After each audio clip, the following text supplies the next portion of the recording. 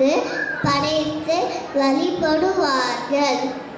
வயலில் அறுவடை முடிந்து தை மாதம்தான் உழவர்களின் கையில் பணம் கிடைக்கும்.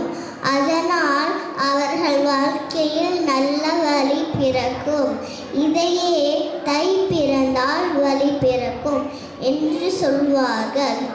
3ஆம் நாள் மாட்டு பொங்கல். விவசாயத்திற்கு மாடுகள் தான் மிகவும் முக்கியம். மாடுகளை வழிபடுவதற்காக கொண்டாடப்படும் நாள் மாட்டு பொங்கல்.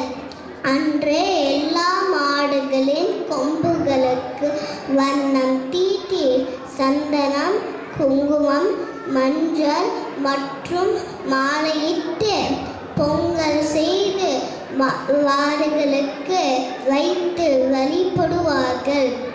4ஆம் நாள் காணும்